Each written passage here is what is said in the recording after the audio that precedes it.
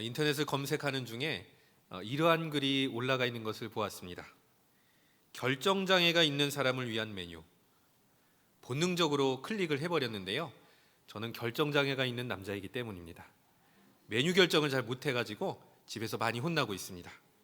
어찌되었든 들어가서 딱 이렇게 글을 클릭해 보니까 메뉴판 사진이 찍혀져 있었는데 그 메뉴판의 내용을 조금 읽어드리겠습니다.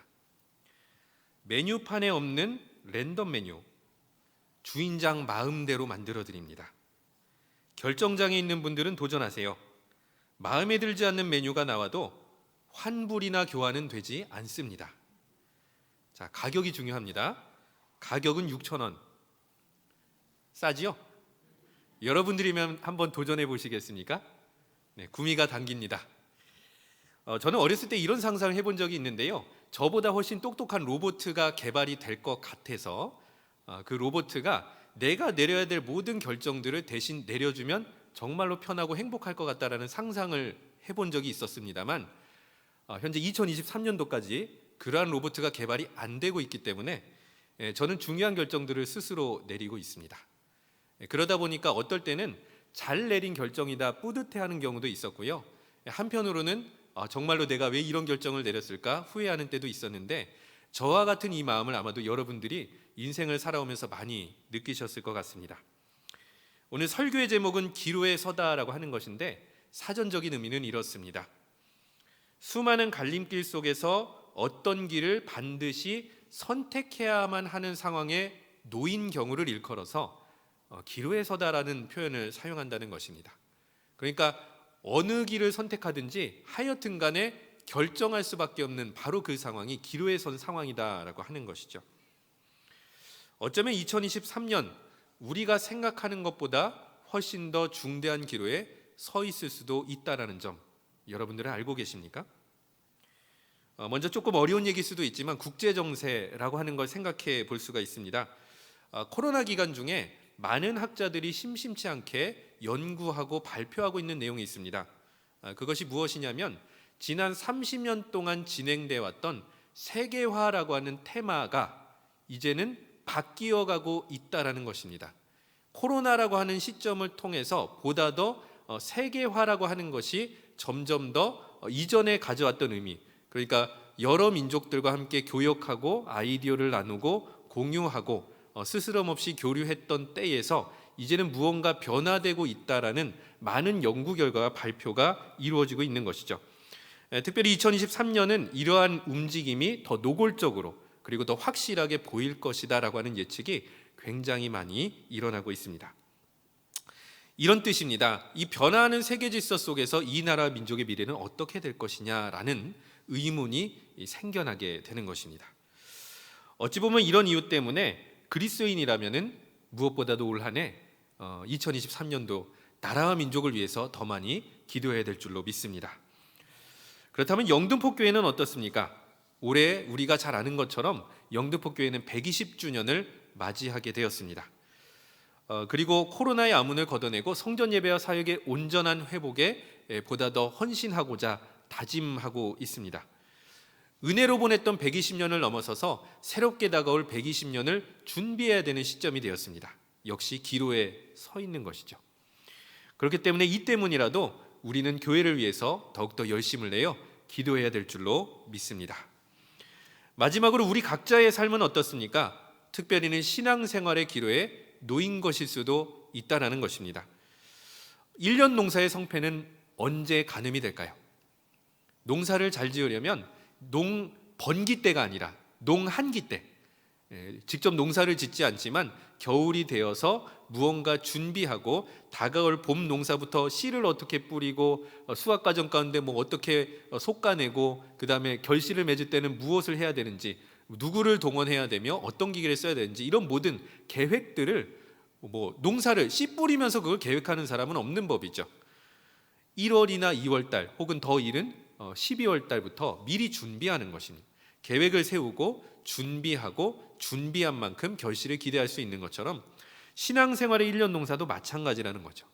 내가 얼마나 기도할지, 어디에서 기도할지, 아니면 내가 성경 묵상을 얼마나 할지, 아니면 내가 얼마나 통독을 하고 필사를 할지, 아니면 내가 예배를 어떻게 드리며 어디에서 봉사를 할지는 우리가 1년의 도중에 하는 것보다 연말이나 연초부터 시작할 때부터 내가 이렇게 해야겠다라고 계획을 세워서 하는 사람과 그렇지 않은 사람은 커다란 차이가 있을 수밖에 없는 것이죠.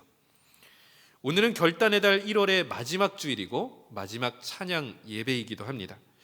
여러분들은 지난 1년 동안 한 해를 계획하면서 여러모로 세웠던 그 신앙생활의 계획들을 잘 실천하고 계십니까? 중요한 기로에 서 있는 2023년 이 나라와 민족 그리고 영등포교회와 우리의 가정과 신앙을 위해서 미리 기도함으로 준비해 나가는 여러분들 되시기를 축원합니다. 본문은 오늘 우리들처럼 기로에 서 있는 한 선교 공동체의 이야기를 담고 있습니다. 바로 주인공은 바울과 선교 동역자들이 되겠습니다. 먼저 본문을 이야기에 앞서서 본문 앞쪽에 선교의 과정을 우리가 잘 살펴보아야 우리는 본문을 잘 이해할 수 있을 터인데, 특별히 오늘은 이 일을 위해서 3장의 지도를 여러분들과 한번 보여드리면서 말씀을 나누려고 합니다. 그래서 이렇게 진지하게 들으시기보단 여행 가시는 느낌으로 한번 들어주셨으면 좋겠습니다. 먼저 바울과 바나바는 안디옥이라고 하는 이 교회, 바로 이 도시에 세워진 교회의 교사 출신이었습니다. 그런데 어느 날 이 안디옥 교회의 리더 그룹들 가운데 성령께서 음성을 주시기를 바울이라는 사람과 바나바는 내가 할 일이 있으니 따로 구별하여 세워달라라고 성령께서 말씀을 하셨기 때문에 이 지도자 그룹들이 다 금식하며 기도하며 준비하고 있었습니다. 이 바울과 바나바에게 무슨 일을 맡기실 것인가 궁금해지는 것이죠. 자, 그럼 그 일은 무엇이었냐면 안디옥 교회라고 하는 울타리를 넘어서서 다른 도시, 다른 지역에 가서 복음을 전하기 위해서 바울이라는 교사와 바나바라는 교사를 따로 불러 세우셨던 것입니다. 그렇게 성령의 음성을 듣고 이 지도자 그룹들은 순종해서 금식하며 기도하며 파송하게 되는 것이죠. 자, 이를 흔히 우리가 알고 있는 용어로 바꾸어 보면 선교 여행 혹은 전도 여행이라는 용어를 알고 계실 겁니다. 대체적으로 학자들은 1차에서 4차까지로 보거나 1차에서 3차까지로 보기는 하는데요, 이런 구분이 중요하지는 않습니다. 일단은 첫 번째 선교 여행지를 우리가 그 지역이 어딘지를 가늠해 보아야 오늘 본문의 내용을 이해하는 데 굉장히 도움이 되기 때문에 우리가 한번 지도를 보시면서 첫 번째 선교 여행의 경로를 한번 확인해 보도록 하겠습니다. 여러분들 1차 선교 여행, 제가 노란색으로 지금 표시해 있는 부분이 오른쪽 아래에 보이실 겁니다. 제가 노란색으로 동그라미 표를 했습니다. 지금 왼쪽에 있는 데는, 지금 우리가 알고 있는 데는 그리스라고 하는 지역이겠고요, 오른쪽에 톡 튀어나온 데가 어디냐면 우리가 알고 있는, 예전엔 터키, 지금은 튀르키예라고 불리는 지역입니다.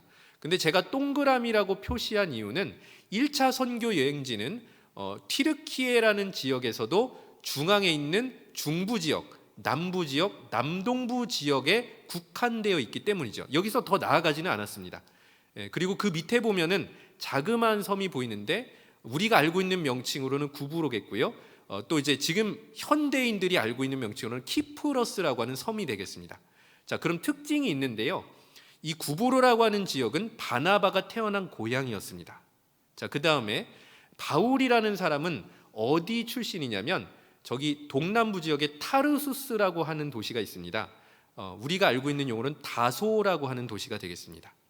자, 그러니까 특징이 무엇이냐, 바나바의 고향과 바울의 고향 그 근처 지역만 돌아다녔다라고 하는 것이, 즉 나에게 익숙하고 내가 알고 있는 지역, 내가 알고 있는 사람들, 가족들, 친척들을 전도하는 개념이었다. 내가 익숙한 문화와 사람들이 있는 곳을 전도했다라는 것이 1차 선교여행의 중요한 컨셉이었고, 지역적으로 봤을 때는 튀르키예의 중부와 남부와 남동부 지역을 돌아다녔다라고 보시면 되겠습니다. 굉장히 좀 복잡한 이야기일 수도 있는데 이것을 반드시 기억해야만 이후의 내용을 여러분들이 잘 이해할 수 있기 때문에 지도를 보여드렸고요. 네, 지도는 내려주셔도 되겠습니다.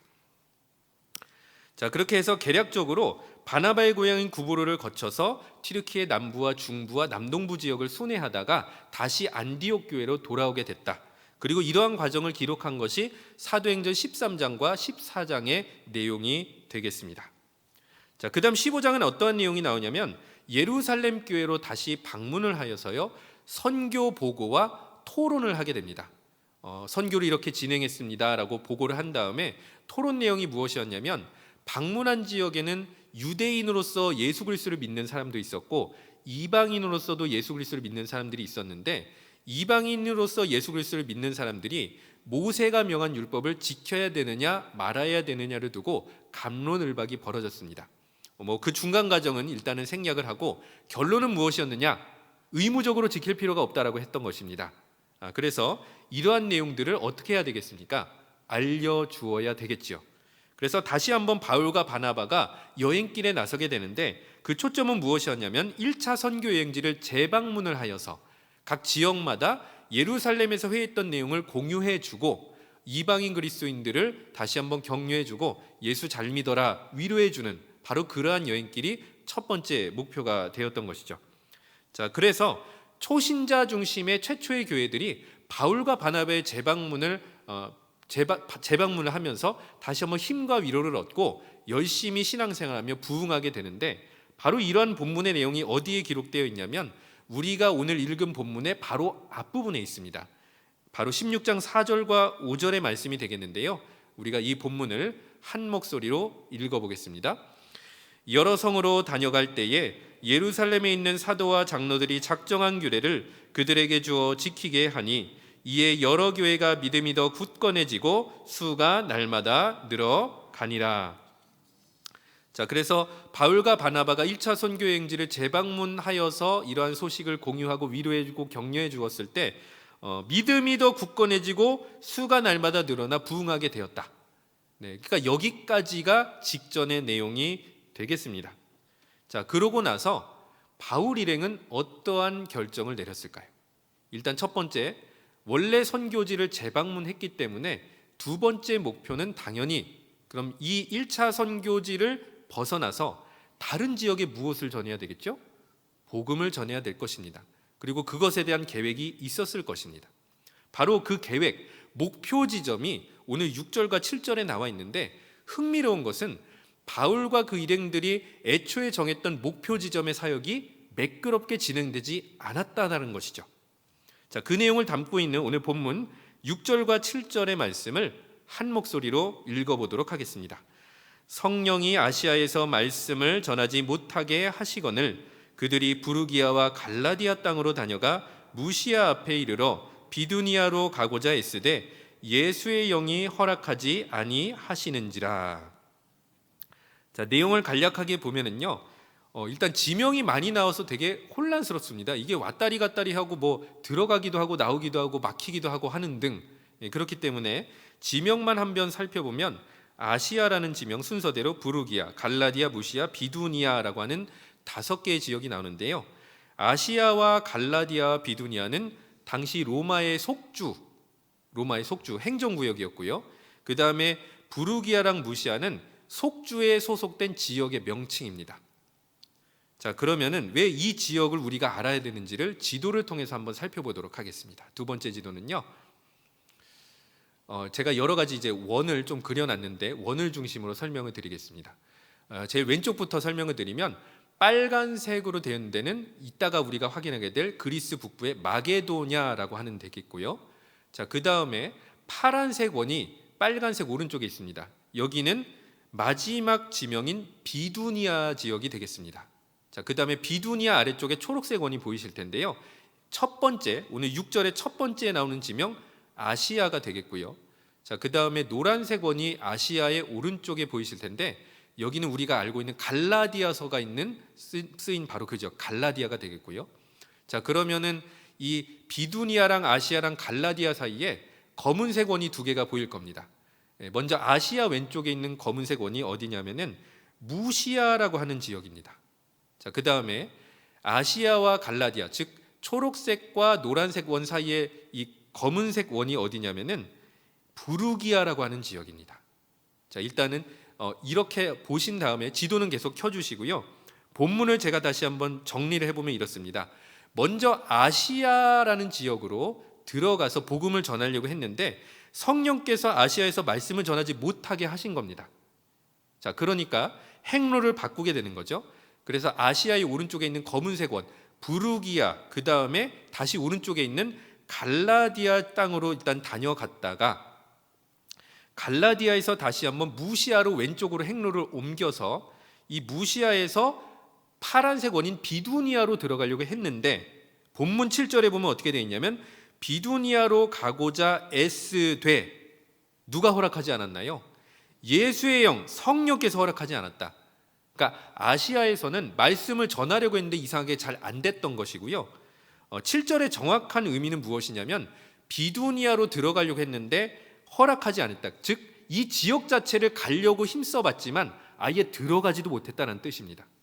자, 그러니까 갈라디아라는 지역을 다시 한번 보겠습니다. 갈라디아가 1차 선교 여행 지역 중에 핵심이 되는 지역입니다. 자, 그러면 바울의 원래 계획은 무엇이었냐면 갈라디아에서 원래 선교지에서 제일 먼저는 서쪽으로 갔던 겁니다. 근처에 있었던 서쪽으로 가서 복음을 전하려 했는데 막혔던 것이고요. 자, 서쪽에서 복음 전하는 게 어려워지니까 어디로 간 거죠? 북쪽으로 다시 가본 겁니다. 그런데 여기서도 어떻게 되었죠? 아예 그 땅에 들어가지도 못하게 됐다. 자, 그러니까 바울은 합리적으로 계획을 세웠던 겁니다. 원래 1차 선교지에서 서쪽이나 북쪽에 가서 나머지 도시들을 순회하면서 복음을 증거하려고 했는데 이 합리적인 계획, 그리고 하나님께서 마땅히 역사해 주시기를 기대했던 이 계획이 산산조각이 나버렸다. 그리고 그것이 다른 이유 때문도 아니고 본문에 따르면 성령께서 직접 막아버리셨다라는 것이죠. 굉장히 당황스러운 일이 벌어진 것입니다. 자, 지도는 내려주시면 되겠습니다.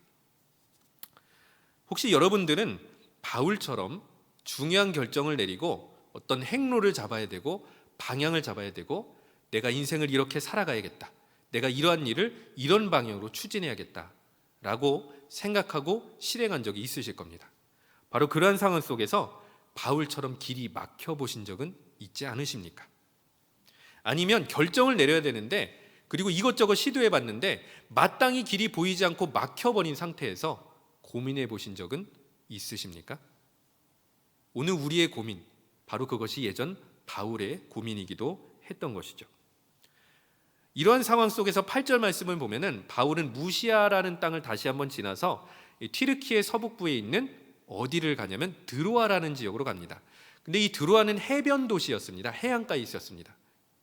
자, 여러분들, 저희들이요 수련회를 간다고 가정을 했을 때 여름 수련회나 겨울 수련회나 인기 있는 데는 다 어디를 끼고 있습니까? 바닷가를 끼고 있어요. 자, 왜 그럴까요? 뭐 여러 가지 이유가 있겠지만 해변을 거닐며 바다를 바라보며 리프레시를 하는 겁니다. 그러면서 다시 한번 재점검을 하는 거죠. 지금까지 나의 삶의 궤적을 돌아보고 하나님의 말씀을 듣고 앞으로 내가 모든 것을 새롭게 한 다음에 어떻게 살아가야 되는지. 어찌 보면 이 드로아라는 도시는 바울과 그 일행의 입장에서는 일종의 수련의 장소였을 수도 있다는 것입니다. 2번에 걸친 중대한 실패를 겪었고 이 실패 속에서 자, 모든 길이 막혔다, 우리가 계획한 길이 막혔는데 그렇다면 하나님은 왜 막으셨으며 그 다음 우리의 행로는 어느 방향이어야 되느냐 라고 하는 것이 바로 이 드로아라는 도시에서 결정이 되었다라고 하는 것이죠. 바로 이러한 6절, 7절, 8절의 말씀을 통해서 오늘 우리는 이 본문 말씀의 첫 번째 메시지를 도출해 볼 수가 있습니다. 그 첫 번째 메시지는 무엇이냐면 기도에 선 사람은 무엇을 예의주시해야 되느냐? 성령의 사인을 예의주시해야 된다라고 하는 것입니다. 6, 7절의 선교계획, 바울의 선교계획을 막은 것은 성령이셨습니다. 담임 목사님께서 최근에 많이 말씀을 하시는 내용 중에 제가 인상 깊게 들었던 표현이 있습니다. 세상 사람은 우연을 믿지만 그리스도인은 섭리를 따른다. 다시 얘기해서 그리스도인에게 우연은 없다라는 것입니다. 무슨 일이 잘 되든지 잘 안 되든지 어찌됐든 하나님의 섭리와 계획 안에서 그 일이 자꾸 발생이 되는 것이고 우리는 그 섭리의 틀 안에서 사건과 발생하는 일들을 해석해야 되는 것이죠. 영국 출신의 패트릭 마빌로그 목사님이라는 분이 현재 내가 살아가는 그 길이 하나님의 뜻이 아님을 분별할 수 있는 5가지 사인이라는 글을 기고한 적이 있어서 제가 여러분들에게 그 내용 중에서 일부를 소개해드리고자 합니다. 자, 하나님의 뜻이 아닌 사인입니다. 첫 번째 사인입니다. 끊임없이 좌절하는 경우. 자, 이런 것이죠. 우리가 길을 가는 동안에, 인생을 살아가는 동안에 좌절스러운 일이 찾아올 수가 있습니다. 그리고 방해물도 있을 수 있고 도랑을 만날 수도 있습니다. 이것이 이상한 것은 아닌데 너무도 많은 도랑과 방해물을 만나서 의욕 자체가 완전히 떨어지는 경우를 얘기하는 것이죠. 계속된 좌절, 계속해서 겹치는 이 좌절은 우리를 어떻게 만들어 버리냐면 잘못된 길을 가고 있다는 생각을 심어주는 것이죠. 하나님께서는 다시 돌아가고 새로운 길을 열어주시는 경우는 있으나 우리를 완전히 좌절의 수렁텅이에 끊임없이 몰아넣어서 완전히 의욕을 떨어뜨리게 하는 경우는 많이 없다라는 것이 목사님의 이야기였습니다. 자, 그럼 바울 일행을 다시 한번 우리가 본문을 통해서 비추어 봤을 때 아시아 서쪽으로 가서 복음을 전했는데도 진행되지가 않았습니다. 그 다음에 경로를 바꿔서 북쪽 비두니아로 갔지만 그 지역에 도달하지도 못했습니다. 두 가지 경로 모두 실패를 겪었습니다.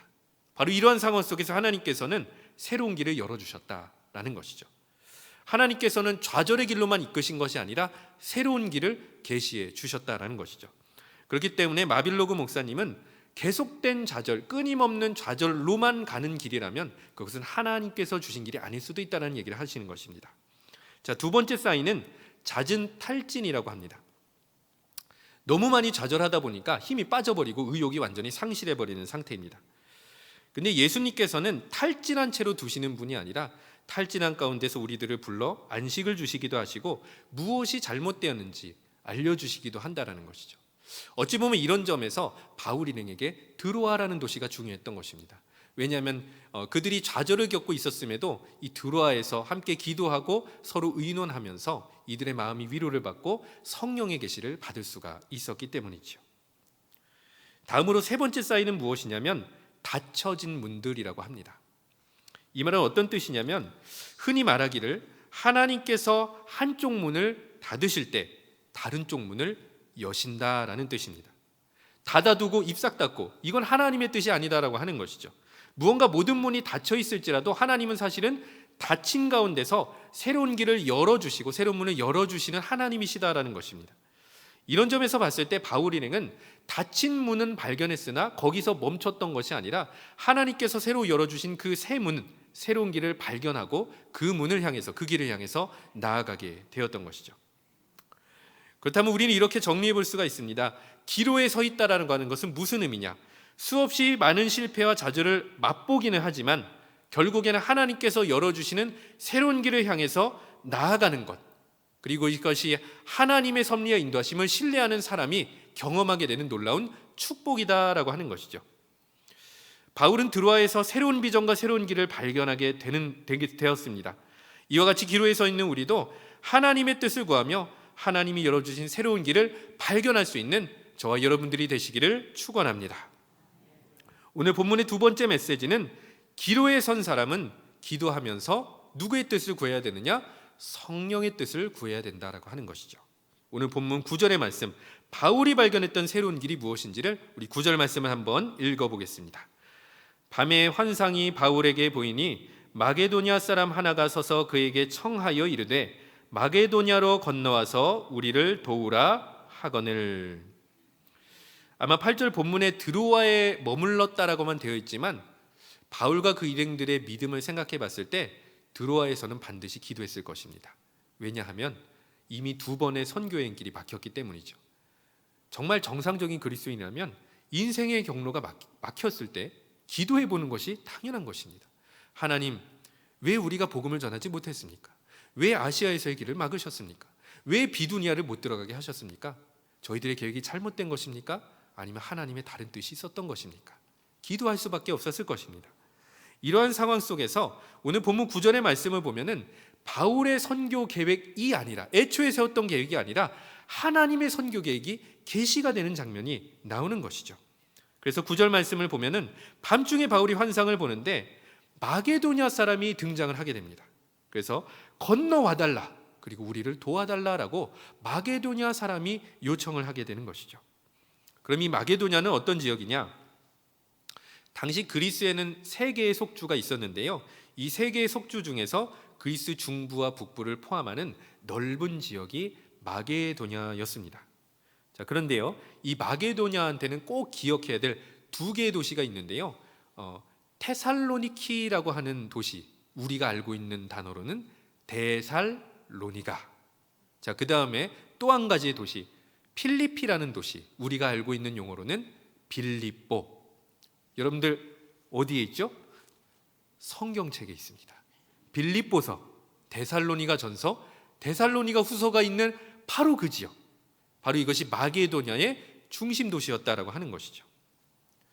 또한 마게도냐의 위치 자체는 아시아 대륙에서 유럽으로 넘어가는 관문에 있었기 때문에 일종의 출입구와 같은 사람의 출입이 굉장히 많은 지역, 그래서 많은 사람들에게 복음을 전하기에 수월한 지역이었다라고 하는 것이죠. 또 한 가지는요, 이 빌립보와 데살로니가를 연결하는 중요한 도로가 지나는 지역이었는데, 이 도로의 명칭은 비아 에그나티아라는 도로입니다. 잠깐만 우리가 이 도로가 어디까지 연결되어 있는지를 지도를 보면서 확인해 보도록 하겠습니다. 조금 이렇게 형형색색이 있어서 좀 헷갈릴 수가 있는데, 일단 이 검은색으로 이 그리스가 있고요. 검은색으로 제가 선을 조금 그어놨습니다. 좀 구분이 잘 안 될 수도 있겠는데요. 검은색으로 표시된 이 도로가 바로 비아 에그나티아라는 도로고요. 이 도로가 연결돼서 왼쪽에 보면은 여러분들 아실 분도 있을 텐데 이탈리아 반도가 있습니다. 여기 이탈리아 반도의 중앙부에 약간 글씨가 잘렸지만 로마라는 도시가 있습니다. 비아 에그나티아를 통해서 아시아에 있는 사람도 이 비아 에그나티아를 통해서 어디까지 갈 수 있겠습니까? 로마까지 갈 수 있는 거죠.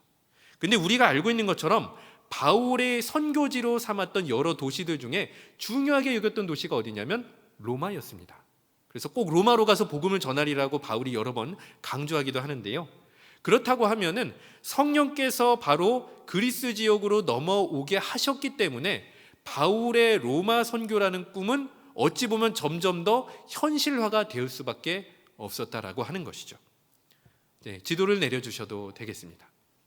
자, 그렇기 때문에 성령께서 이 환상을 보여주신 게 우연입니까? 절대로 아니었습니다. 바울에게는 본인이 품고 있었던, 혹은 그 일행들이 품고 있었던 정말 이 전 세계를, 이 로마라는 이 지역 자체를 선교하는 일에 있어서 기초석이 될 수밖에 없었던 굉장히 중요한 방향 전환이었다라고 하는 거죠. 앞선 두 번의 선교길을 막아버리셨던 성령께서는 제3의 길을 열어주셨다라고 하는 것입니다. 바울 일행이 기로에 서서 기도를 했을 때 결국 성령께서 제시하신 제3의 길을 따라서 다시 한번 힘차게 나아갈 수가 있었다라는 것, 오늘 본문 마지막 구절인 10절에서도 강조하고 있습니다. 우리 마지막으로 10절 말씀 한 목소리로 읽어보겠습니다. 바울이 그 환상을 보았을 때 우리가 곧 마게도냐로 떠나기를 힘쓰니 이는 하나님이 저 사람들에게 복음을 전하라고 우리를 부르신 줄로 인정함이로라. 바울 일행의 반응을 두 단어를 통해서 볼 수가 있는데요. 곧이라고 하는 단어, 그 다음에 힘쓴이라고 하는 단어가 되겠습니다. 즉각 순종했다는 겁니다. 환상을 보았을 때 이제 우리는 이전에 아시아나 비두니아로 갈 필요가 없겠구나. 우리는 배를 타고 건너가서 유럽으로 간다, 데살로니가로 간다, 빌립보로 간다, 마게도냐로 간다, 이렇게 되었던 것이죠. 그런데 이 10절의 힘쓴이라는 단어가 참 오묘한 것은요, 7절 말씀을 한번 눈으로 확인해 보시면 여기에 비두니아로 가기를 에스데라고 되어 있을 것입니다. 에스데라는 헬라어, 힘쓴이라는 헬라어가 사실은 똑같습니다. 자, 그럼 7절은 어떤 의미일까요? 성령이 막으시는 상황에서도 어떻게 뚫어보려고 애썼던 거죠. 그런데 안 됐습니다. 얼마나 힘이 빠졌을까요? 그럼 10절의 힘쓴이는 무엇일까요? 이제는 확신을 가지고 성령께서 열어두신 길로 힘써서 출발하는 바로 그러한 장면이 차이점이라고 볼 수가 있겠습니다. 세번역 같은 경우는 이렇게 우리 10절 말씀을 번역을 하고 있는데요, 제가 잠깐 읽어드리겠습니다. 마게도냐 사람들에게 복음을 전하기 위하여 하나님께서 우리를 부르신 것이라고 확신하였기 때문이다. 확신을 갖고, 성령께서 열어주신 새로운 기임을 확신을 갖고 힘써서 힘차게 출발하는 바울 일행들의 모습을 이 10절은 기록하고 있는 것입니다. 우리는 인생을 살아가다 보면서 기로에 설 때가 참으로 많습니다. 이것저것 결정하기가 어려울 때도 많습니다. 하는 일이 막힐 때도 있습니다. 그러나 여러분들 낙심하지 마십시오. 어쩌면 그런 모든 과정 속에서 하나님께서는 그냥 막으신 것이 아니라, 그냥 없애신 것이 아니라, 그냥 닫아두신 것이 아니라 어쩌면 진짜로 우리가 가야 될 새로운 길을 준비하고 계실 줄로 믿습니다.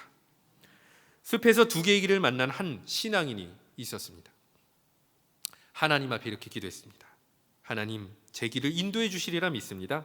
제가 지팡이를 중앙에 놓고 쓰러뜨렸을 때 하나님께서 쓰러뜨린 그 방향으로 저는 움직이겠습니다.